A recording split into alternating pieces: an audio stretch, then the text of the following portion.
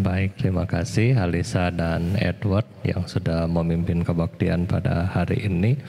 Dan Bapak Ibu, hari ini kita akan membahas mengenai sesuai dengan topik ya, adalah peta ketua penenun ya. Jadi peta ketua penenun, di mana cerita ini dimulai juga dari Sawati ya.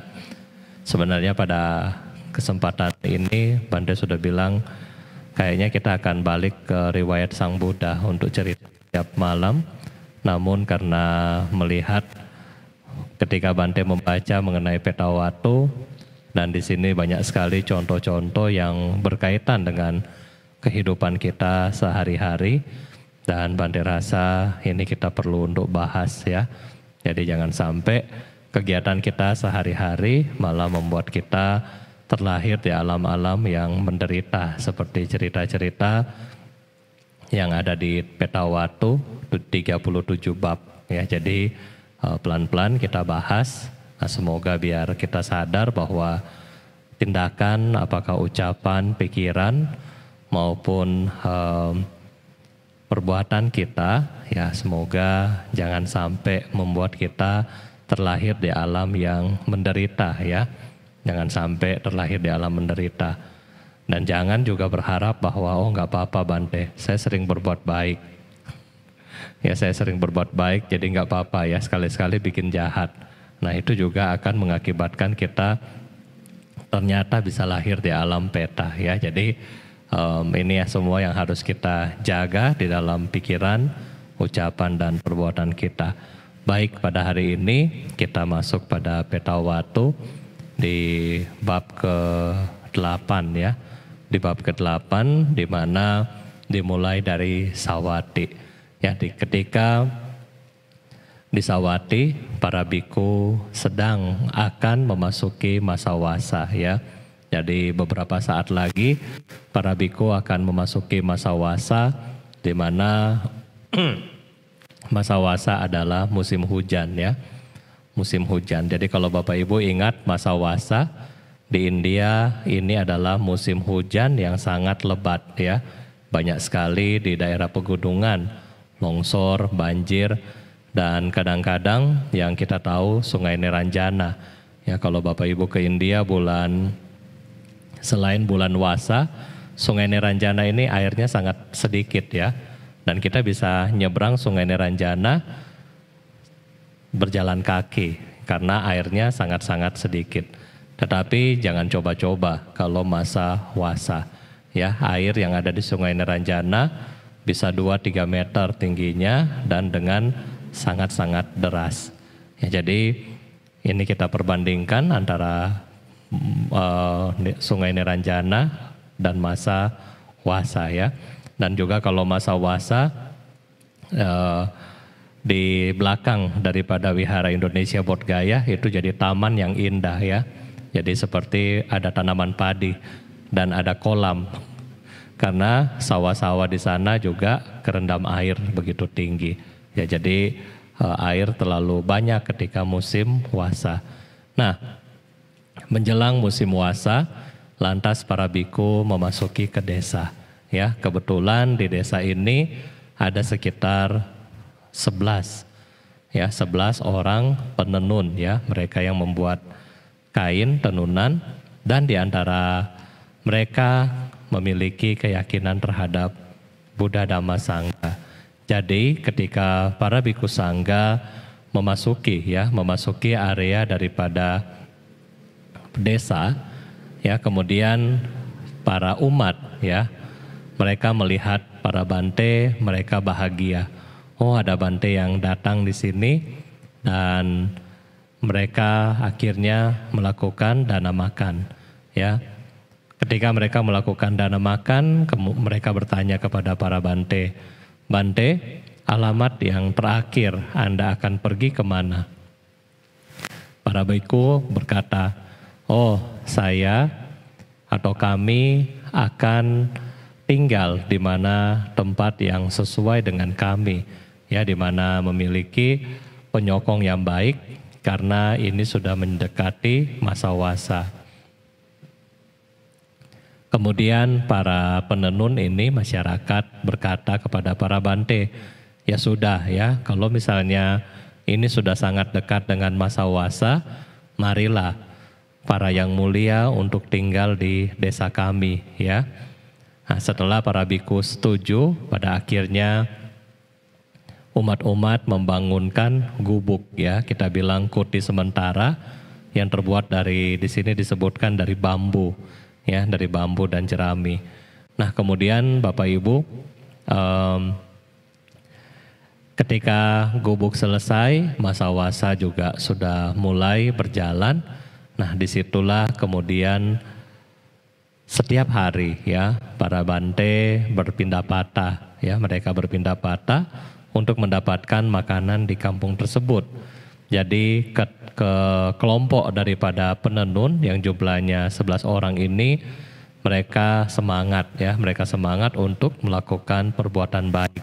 Karena bagi mereka 3 bulan masa wasa adalah kesempatan bagi mereka untuk melaksanakan perbuatan baik. Ya, jadi mereka merasa sangat semangat ya, sangat semangat untuk berbuat baik. Nah,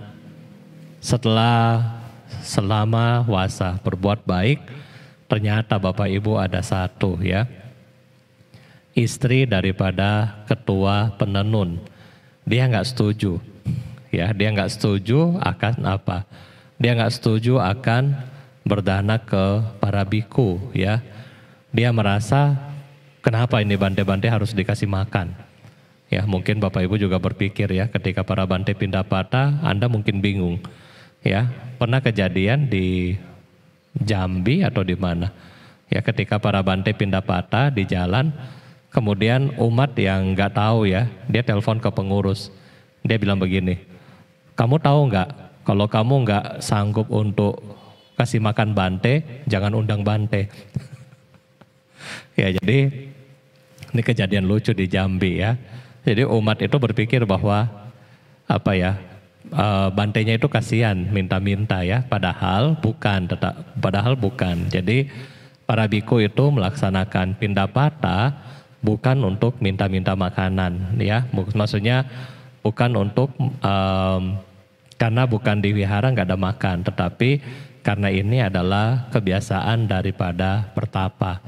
Kenapa pindah patah ini penting? Karena ketika para bante melaksanakan pindah patah, mereka secara tidak langsung melatih mengurangi egonya, ya, egonya.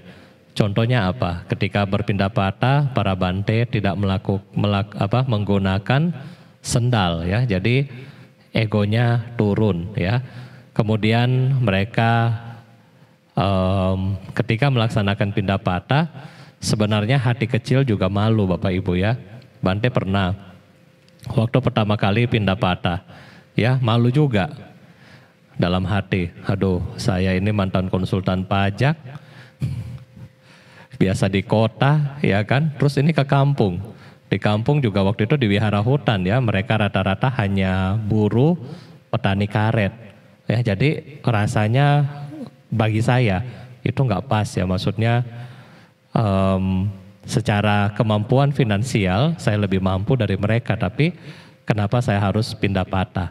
Ya, kenapa hanya saya harus jalan? Tetapi disitulah kita melihat bahwa pelan-pelan ya di batin kita muncul ego, dan ego ini dikikis. Selain itu juga muncul compassion atau cinta kasih. Kita melihat yang berdana ke saya itu orang susah.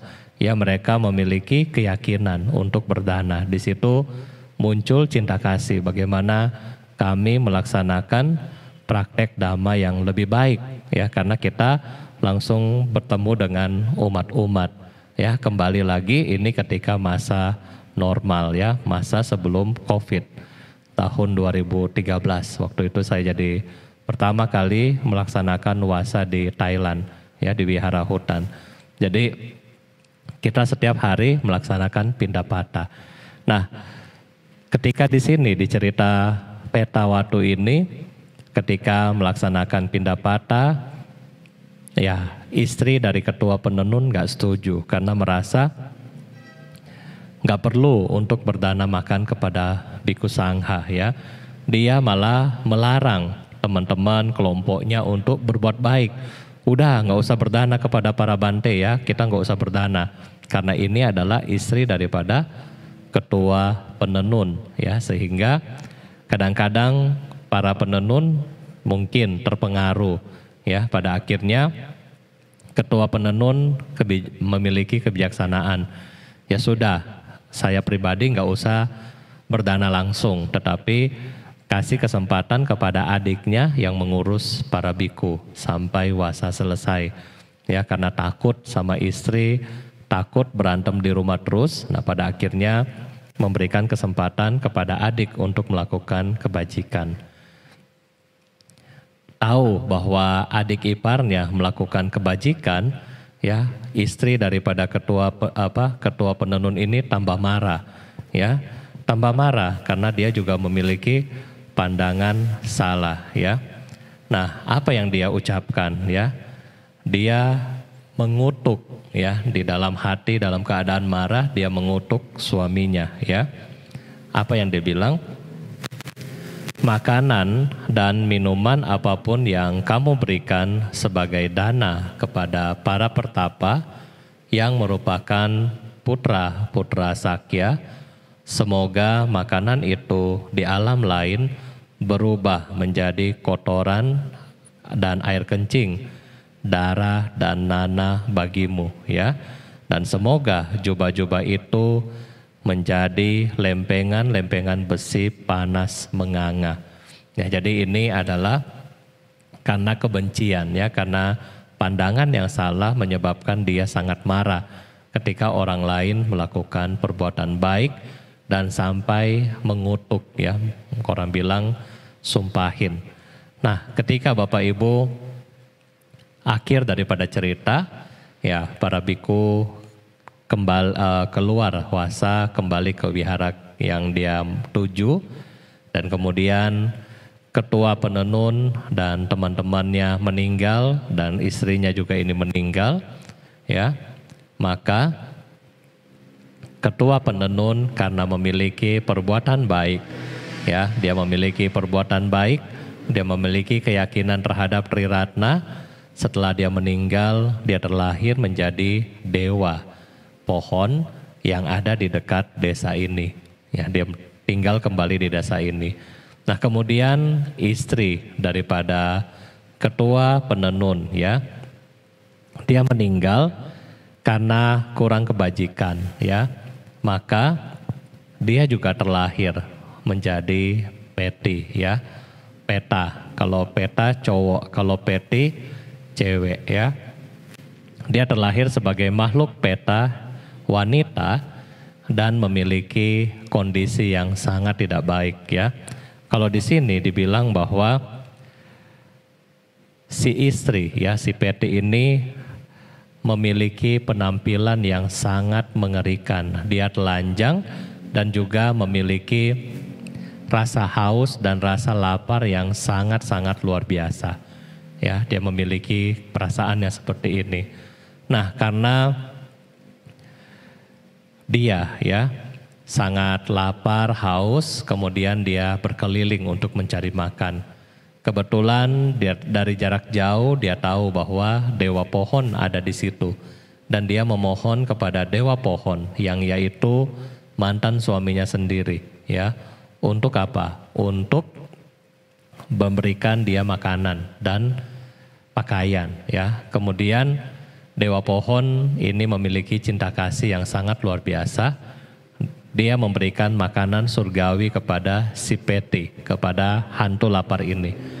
Namun Bapak Ibu, karena halangan karma, ya, karena halangan karma, ketika si makhluk peta ini memakan makanan ini berubah menjadi kotoran, ya, berubah menjadi kotoran. Dan menerima minuman, ketika mau diminum, minuman ini menjadi air kencing, bernanah dan berdarah, ya, sehingga dia sendiri walaupun keadaan lapar, dia sendiri tidak mau untuk mengkonsumsinya.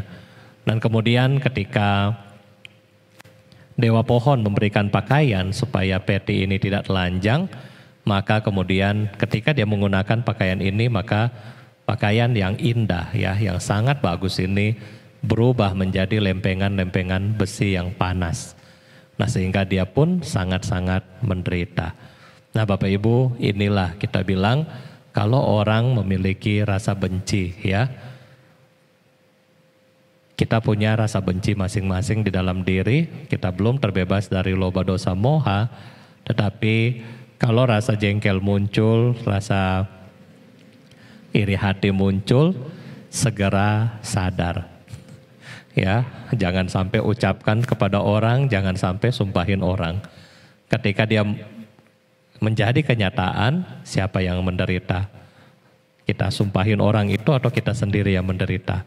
Ya. Kalau kita lihat daripada cerita ini, yang mengucapkan yang menderita.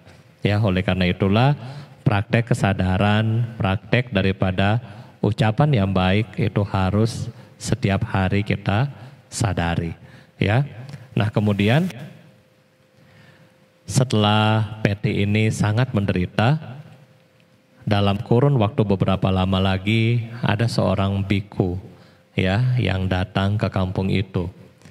Ketika biku ini datang ke kampung itu, dia melihat ya ada sosok Peti yang sangat-sangat mengerikan.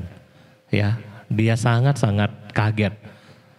Bahkan sangat takut, di teks disebutkan bahwa dia sangat takut. Kenapa ada makhluk yang seperti itu? Di dalam ketakutan ya daripada biku ini berani bertanya kepada Peti, kenapa kamu sampai terlahir dalam kondisi seperti ini?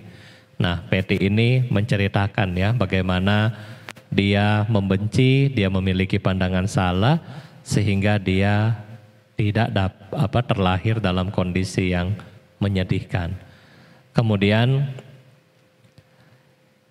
Bante ini memiliki cinta kasih pada akhirnya bagaimana untuk membantu Peti ya. Nah, ketika di desa ini Dewa Pohon yang tadi ya, karena dia tahu bahwa salah satu cara untuk membantu Peti ini adalah dengan berbuat baik atas nama Peti ya, hantu kelaparan ini. Nah, kemudian Dewa Pohon ini berubah wujud ya. Dia harus berubah wujud menjadi seorang pria. Kemudian dia berdana makanan dan jubah kepada Bante tersebut.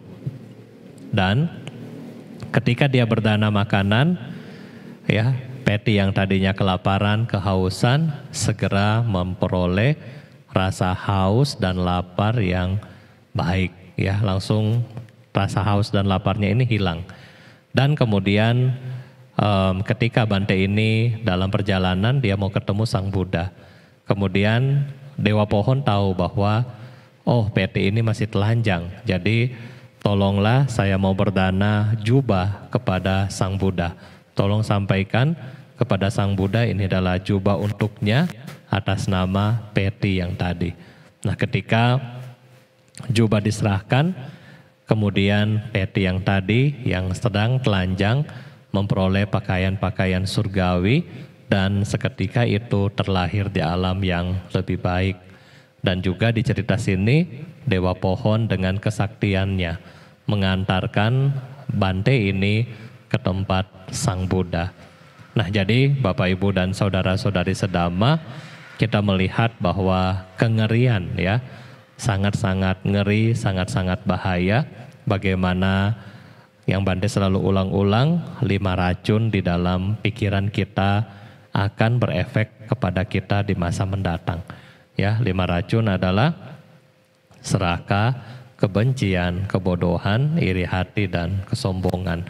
Ya, ketika kita ya berkata-kata yang tidak baik kepada orang lain, ini akan berefek kepada kita di masa mendatang.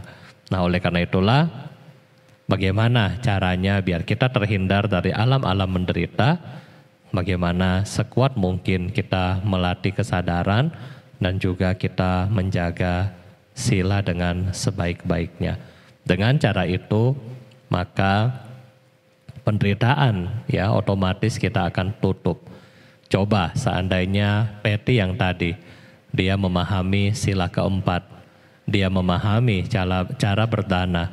Tentunya dia nggak lahir di alam peti ya, tidak lahir dalam keadaan hantu kelaparan.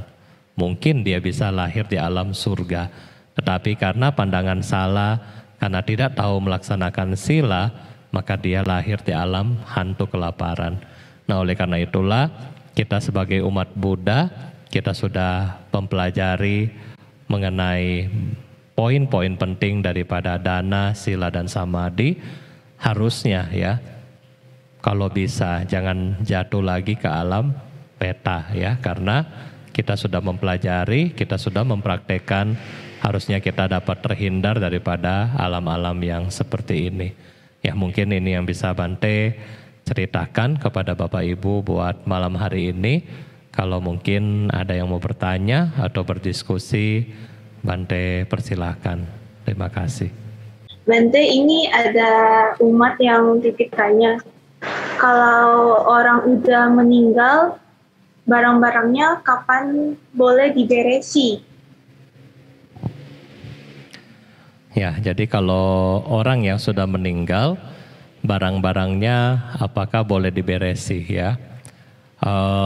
Boleh diberesi, tetapi dalam jangka waktu mungkin tertentu ya. Jangan baru meninggal langsung mungkin diberesi. Mungkin kasih kesempatan mungkin 1-2 minggu atau mungkin tunggu 49 hari. Nah baru kita beresi barang-barangnya ya. Kadang-kadang karena kemelekatan, nah dia akan cari barangnya ya. Jadi biarin dulu.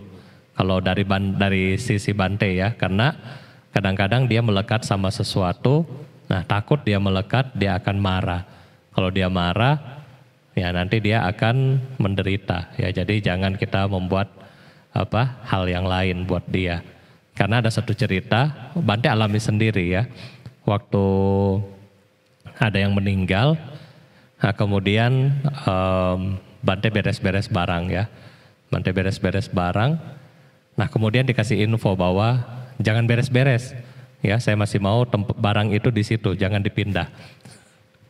Nah, jadi ketika jangan dipindah ya sudah jangan dipindah ya. Jadi ini tergantung daripada makhluk yang meninggal ini ya, orang yang meninggal ini. Jadi kalau bisa ya udah biarin aja 49 hari lewat, nah baru kita mungkin membersihkan kamarnya atau mungkin mau bongkar apanya ya terserah ya. Tetapi kalau mungkin seperti tempat tidur ya, mungkin yang tempat-tempat yang umum ya mungkin nggak apa-apa, seperti tempat tidur, mungkin spray dan seterusnya mesti dibersihin ya bersihin, tetapi barang-barang yang lain ya mungkin privasinya yang meninggal mungkin dibiarkan dulu ya. Terima kasih. Baik Bante, terima kasih Bante. Bante, ini ada tambahan pertanyaan. Di rumah ada pasang meja. Bante almarhum boleh nggak sembahyang seperti Cit Gue dan Cengbeng aja. Menurut Bante lebih baik gimana? Terima kasih Bante. Ya baik, jadi kalau misalnya di tradisi Tionghoa ya, kadang-kadang anak-anak masih memiliki rasa bakti kepada orang tua. Di rumah kadang-kadang taruh foto ya mungkin orang tua ya. Biasanya ini terutama mereka yang cowok, biasanya cowok yang taruh foto dari papa mamanya. Nah ini bagaimana kalau misalnya sehari-hari boleh taruh air aja ya, mungkin taruh teh atau taruh air putih, pasang hio itu boleh, kan nggak susah kan. Nah kalau misalnya kegiatan ini nggak susah nggak apa-apa ya, tetapi kalau mungkin cengbeng atau kegiatan Cit Gue seperti yang kemarin ya mungkin bisa kasih seperti makanan atau minuman yang ekstra ya, minuman yang ekstra. Kalau nggak diapa-apain Bante bagaimana? Juga nggak apa-apa ya. Kalau kita nggak mau ribet ya juga nggak apa-apa. Kita nggak usah taruh apa-apa juga nggak masalah ya. Jadi ini tergantung kembali daripada kesediaan kepada Bapak Ibu sendiri, karena yang harus kita ingat adalah persembahan itu adalah bakti. Ya, persembahan itu adalah bakti. Persembahan ini bukan terpaksa. Aduh, gara-gara pasang foto leluhur tiap hari saya mesti sembahyang. Ya, bukan begitu ya. Tetapi ketika kita mau sembahyang berarti kita mau berbakti. Kita mau mengingat keluhuran dari papa mama kita, ya kungkung atau popo kita yang sudah meninggal. Jadi di situ ada muncul rasa bakti, rasa bersyukur, rasa kanen atas usaha-usaha mereka, jasa-jasa mereka ketika mereka masih hidup. Sehingga dengan cara ini, dengan pikiran bakti ini, kita memberikan persembahan seperti mungkin dupa atau air minum seperti itu. Ya, terima kasih. Oke Bante, ada pertanyaan lagi nih Bante dari Facebook. Malam Bante, saya mau nanya kalau tiap malam habis baca parita lantas percikan air suci untuk pelimpahan jasa apa boleh nggak ya? Terima kasih. Ya baik, jadi kalau misalnya kita di rumah mau percik air suci atau air parita, apakah boleh? Ya nggak masalah sih ya. Jadi kalau kita habis baca parita kita di rumah percik-percik sendiri boleh ya. Tetapi kalau terlalu sering nanti tetangga kita lihat ini di sebelah lagi ngapain. ya jadi apa? Nah itu aja. Jadi lebih ke sosial itunya ya. Jadi orang-orang akan nanti lihat Anda ini encik di sebelah lagi ngapain ya? Kok tiap malam ambil-ambil sapu lidik itu ya. Kepret-kepret di rumah ya. Jadi sebenarnya ketika Bapak Ibu blessing yang kita bilang blessingnya atau kepret air ini sebenarnya ini hanya digunakan oleh Biku Sangha ya. Dan menurut cerita ya dari Bante Ananda ketika dia membersihkan kota Wesali. Jadi ketika kita sebagai umat awam di rumah ya mau lakukan itu boleh nggak Bante? Boleh. Tetapi kalau kita sudah melakukan pelimpahan jasa, Bante rasa itu sudah cukup baik ya. Karena ketika Bapak Ibu baca parita, kan otomatis sudah punya kualitas kebajikan. Ya, kualitas kebajikan dari mana? Dari keyakinan terhadap Triratna. Dari perbuatan puja ya, Anda melakukan puja. Kemudian dari perenungan terhadap sabda-sabda Sang Buddha, sutta, gata ya, dan juga sudah melakukan pelimpahan jasa. Dan pelimpahan jasa yang Anda lakukan selama kurang lebih 1 jam 2 jam ini didasari dengan apa? Tubuh, ucapan, pikiran yang baik. Nah sehingga kualitas ini sudah sangat baik untuk makhluk-makhluk yang ada di rumah kita sebenarnya. Ya, jadi ini Bante rasa sudah cukup. Kalau misalnya mau ekstra percik air boleh ya. Tetapi daripada Anda percik, mendingan air pelimpahan jasa ini dibuang biasa aja. Jadi kalau air pelimpahan jasa hanya dituang di pohon, jadi orang hanya lihat, oh lagi siram tanaman malam-malam. Ya. Tetapi kalau Anda kepret-kepret setiap malam, orang bilang, ini encik lagi ngapain di sebelah ya. Mungkin semprot disinfektan kali. Ya, jadi itu terserah, tapi boleh, dua-duanya boleh. Ya, terima kasih. Oke Bante, terima kasih atas jawabannya. Ada lagi nih Bante pertanyaan dari YouTube dari Ibu Rahayu. Bante kalau mendiang tidak seiman, apakah boleh patidana kepada beliau? Oke, terima kasih. Ya baik, jadi kalau yang meninggal tidak seiman, apakah boleh patidana kepada beliau ya? Nah Bapak Ibu, kalau kita bilang cerita ya, cerita daripada Peti yang barusan kita bahas. Ya, Bante tanya, apakah dia seiman? Yang barusan kita bahas, Peti yang barusan kita bahas, apakah dia seiman? Of course tidak kan? Ya, tentu saja tidak. Kalau dia seiman, pasti dia akan dukung suaminya berbuat baik. Tetapi karena dia menganut pandangan yang keliru, pandangan yang salah, sehingga kita bisa katakan tidak seiman. Tetapi apakah dia mendapatkan jasa kebajikan? Dapat. Ya, di cerita yang barusan kita bahas, dia dapat jasa kebajikan. Jadi jasa kebajikan ini adalah sifatnya netral. Ya, karena kalau kita membaca Karania Metta Sutta, ini adalah sesuatu yang netral. Cinta kasih, compassion ini adalah sesuatu yang netral. Kenapa pelimpahan jasa ini berasal dari cinta kasih? Tanpa cinta kasih, kita nggak bisa melakukan pelimpahan jasa. Ya, kalau Anda memiliki compassion, Anda akan ingat, saya punya siapa yang meninggal, saya akan mendoakan dia. Jadi dasar daripada pelimpahan jasa adalah welas asih.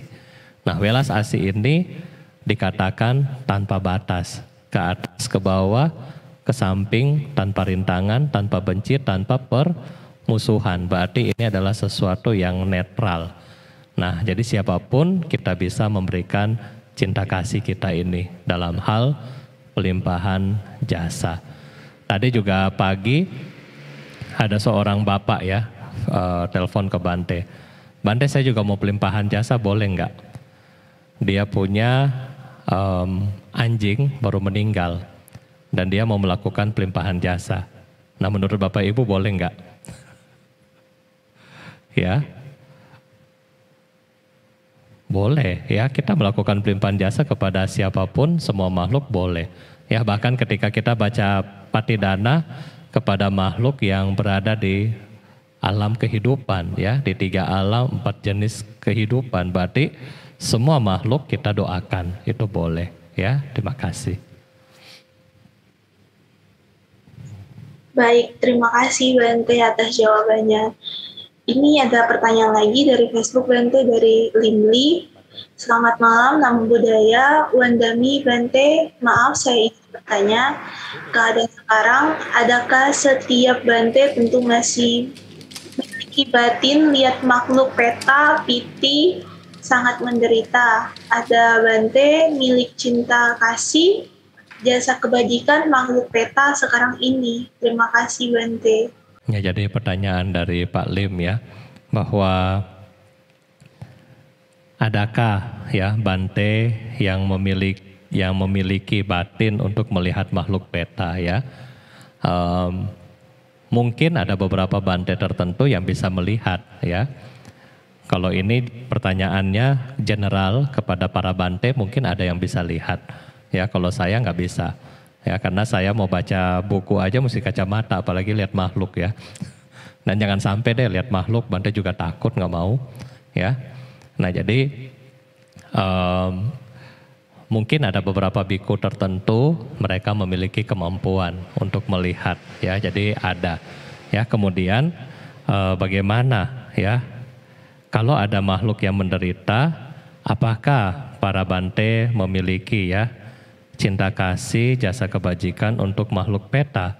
Ya, untuk para Bante, kita memiliki cinta kasih kepada peta otomatis ya. Karena kenapa? Setiap hari ketika kita melakukan pelimpahan jasa, yang kita baca adalah petanang ya. Ketika Bapak Ibu nanti habis ini, kita akan tuang air, kan itu Bante akan baca. Ya tha wariwaha pura pari purenti sagarang ewa mewa eto dinang petanang upakapati. Ya, otomatis itu fokusnya kepada peta. Demikianlah jasa kebajikan ini seperti air yang mengalir dari atas ke bawah, jatuh ke lembah yang ngarai dan menuju makhluk-makhluk peta. Ya, semoga bla bla bla. Nah, jadi itu adalah kita baca setiap hari ya. Dan ini hanya secara Theravada. Di Mahayana, sebelum mereka melaksanakan chanting malam seperti ini, di tengah-tengah sesi itu biasanya ada sekitar 10 short dharani ya, 10 mantra yang pendek. Nah, di antara mantra-mantra ini ada mantra untuk kasih makan makhluk ya. Jadi para suhu akan membawa beberapa beras, kemudian bawa di luar daripada wihara, kemudian juga dipercikin dengan air. Tetapi semua ini ada mantranya dan ada visualisasinya ya. Jadi ketika baca mantra apa, misalnya makanan yang tadinya kita lihat hanya beras, di dalam batin daripada suhu mereka memiliki cinta kasih untuk membuat beras ini menjadi sebesar, misalnya mereka bertekad untuk sebesar gunung. Dan ketika beras ini didoakan, maka beras ini mampu untuk dimakan oleh makhluk peta walaupun memiliki tenggorokan yang panas dan seterusnya. Jadi ini adalah punya doa dan juga cinta kasih. Tetapi kembali lagi ini latihan ya, di dalam latihan. Baru para lama mereka juga ada setiap sore smoke offering ya, yang mereka bakar berupa bahan makanan yang dibakar untuk makhluk-makhluk yang menderita seperti ini. Jadi ini adalah praktek-praktek yang dilakukan ya dengan cara yang berbeda-beda ya, yang berbeda-beda. Ya, terima kasih Pak Lim.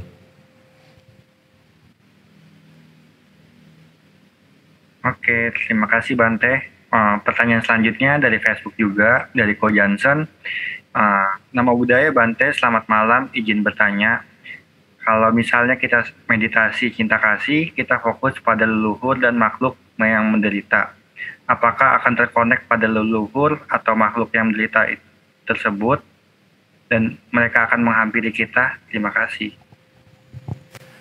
Ya, jadi kenapa salah satu alasan ketika kita bermeditasi cinta kasih tidak membayangkan mereka, ya, karena nanti kita takutnya ketika Anda buka mata di depan Anda adalah mereka, ya. Jadi itu kalau mereka belum terutama mereka yang belum 49 hari, mereka akan masih sangat gampang untuk dipanggil. Ya, ketika Anda sebutkan nama, ya, dengan kesadaran yang kuat mereka bisa datang. Ya, ketika 49 hari ke bawah, ya. Kalau mereka masih menderita ketika kita panggil dan masih memiliki ikatan karma yang kuat, nah juga bisa datang. Oleh karena itulah ketika meditasi sesi kedua dan sesi ketiga, Bante ingatkan jangan panggil nama atau visualisasi orang yang sudah meninggal. Takutnya begitu Anda buka mata, nah dia di samping. Ya, jadi itu ya. Bisa connect. Jadi ketika kita melakukan pelimpahan jasa aja, baru Anda fokus kepada mereka ya. Jadi Anda fokus kepada mereka dengan harapan mereka terbebas dari penderitaan. Ya, jadi ketika nanti kita pelimpahan jasa, itu yang kita fokuskan. Ya, terima kasih Pak Johnson. Baik Bante, terima kasih atas jawabannya.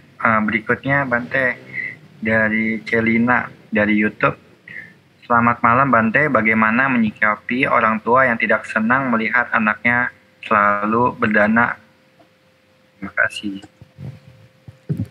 Ya, memang zaman sekarang ya begitu ya. Orang tua, apakah pasangan, apakah anak, macam-macam ya. Orang tuanya rajin ke wihara, anaknya marah. Istrinya rajin ke wihara, nanti suaminya bilang, kamu pergi aja sama Bante sana. Anaknya rajin ke wihara, lo mau jadi Bante. Ya, zaman sekarang macam-macam. Jadi bagaimana cara kita untuk orang-orang yang seperti itu? Kita harus pahami ini adalah akibat rintangan karma yang kita buat sendiri di masa lampau. Kenapa? Di masa lampau ketika Anda melihat orang berbuat baik, Anda juga larang. Sehingga sekarang kesempatan kita untuk berbuat baik pun ada aja yang bikin masalah, ya, ada aja. Nah, jadi ini yang pertama. Ya, jadi ketika kita paham bahwa ini adalah rintangan karma saya, maka berikutnya cara kita untuk melakukan kebajikan lantas bagaimana? Bapak Ibu, kebajikan memang sangat baik untuk Anda datang di wihara. Ya, untuk Anda ketemu dengan Sangha sesuai dengan Manggala Sutta. Itu sangat baik, tetapi ketika Anda memiliki rintangan-rintangan karma yang seperti ini, jangan membuat atau memperparah rintangan karma kita ya. Ketika Anda dilarang berbuat baik, ya sudah, Anda mengalah. Anda berbuat baik dengan cara yang lain. Ya, misalnya nggak boleh ke wihara. Iya, nggak usah ke wihara, tetapi kan Anda bisa streaming online seperti ini. Ya kan, itu kita bisa ke wihara penggantinya. Nah kemudian ketika Anda dilarang ke wihara untuk misalnya berdana makan ke Bante ya, kadang-kadang terutama ibu-ibu ya, dari pagi sampai siang di wihara.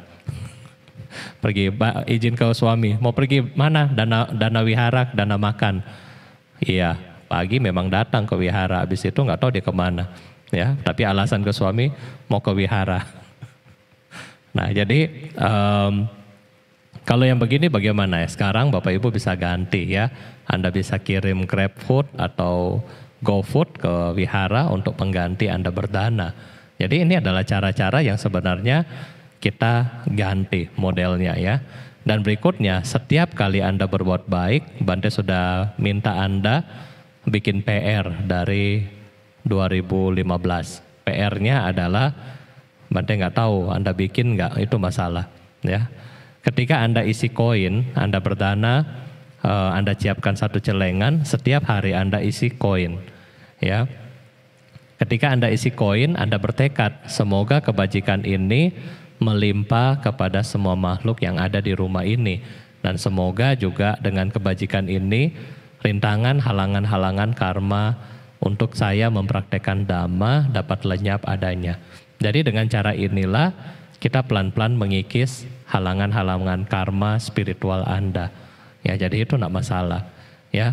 Dan kembangkan adalah sifat positif ya. Jadi jangan sampai ketika mereka marah kita ke wihara kita jadi marah balik. Ya, nanti orang tua Anda akan bilang, "Nah, ini nih Bante kamu ngajarin kamu bagaimana?" Ya. Nah, itu. Jadi ketika dimarah sama orang tua atau siapapun, ya sudah, oh iya, terimalah karmamu ya. Enggak usah marah, tetapi berbuat baik dengan cara yang lain ya. Kita bisa berbuat baik dengan cara yang lain, dan berbuat baik dengan cara yang lain yang paling gampang adalah meditasi. Cuma itu umat Buddha paling susah kan. Coba kalau Bapak Ibu pikir meditasi di kamar aja ya, Anda ikut kebaktian online, Anda meditasi di kamar, itu berbuat baik sudah. Nah, kenapa harus maksa untuk keluar dan seterusnya. Jadi kita bisa menggunakan cara yang lain yang lebih baik sehingga perselisihan di dalam rumah itu lebih baik ya, tidak terjadi. Terima kasih. Baik Bante, terima kasih Bante. Ini ada pertanyaan lanjutan dari Ko Jensen Lim. Izin bertanya lagi Bante, jadi waktu meditasi cinta kasih ini fokus untuk leluhur dan makhluk menderita, berarti fokus secara general aja ya Bante, jangan spesifik ya Bante. Ya, baik. Jadi ketika kita fokus kepada mereka-mereka yang menderita, ya itu kita masuk pada sesi yang keempat aja ya. Jadi kita mengembangkan cinta kasih kepada mereka semua yang netral sifatnya ya. Jadi jangan sampai ada muncul hal-hal yang mungkin lebih sedih dan seterusnya. Karena ketika di sesi kedua Anda memancarkan cinta kasih untuk orang yang Anda cintai, misalnya Kungkung ya, tetapi Kungkung sudah meninggal, dan ketika Anda bayangkan dia, yang ada adalah kita jadi sedih, bukan jadi mengembangkan cinta kasih. Nah jadi kenapa kita tidak membayangkan orang yang sudah tidak ada ya. Terima kasih Ko Jensen. Baik, terima kasih Bante. Selanjutnya ada pertanyaan juga nih Bante dari Kotlis. Selamat malam, Namo Buddhaya. Selamat malam, Namo Buddhaya, Bante. Izin bertanya, pada pelimpahan jasa kita tidak bisa atau susah memvisualisasikan wajah mendiang. Apakah pelimpahan jasanya akan tidak terlalu bermanfaat untuk mendiang? Terima kasih, Bante. Ya, jadi ketika kita susah untuk membayangkan mendiang, apakah kekuatannya kurang ya? Kalau itu Bante nggak tahu ya. Tetapi Setahu Bante, ketika kita melakukan pelimpahan jasa, yang penting hati kita fokus, ya, pikiran kita fokus, batin kita fokus untuk yang kita doakan. Kalau kita nggak bisa bayangkan dia secara mungkin foto atau apapun, nah kita bisa mengingat, ya, mungkin ingatan-ingatan yang samar-samar, ya. Mungkin waktu kecil, misalnya, ya, orang ini pernah kasih Anda makanan, nah Anda ingat itu. Jadi yang seperti ini aja yang kita ingat. Ya, kalau kita nggak bisa fokus seperti foto yang full frame begitu, nggak apa-apa, ya. Jadi kekuatannya di sini bukan terletak pada kekuatan visualisasi, tetapi kekuatan yang di sini yang lebih penting adalah yang kemarin Bante sudah cerita ketika cerita Bante Monggalana, ya, di mana ada ladang, ada benih. Nah, di mana kebajikan ini kita perbuat dan bagaimana benih, bagaimana kebajikan ini kita tanam. Ya, ketika Anda memiliki kebajikan yang Anda tanam dengan rasa bahagia, tulus, ikhlas, ini adalah benih yang kuat. Ladang adalah siapa yang menerima.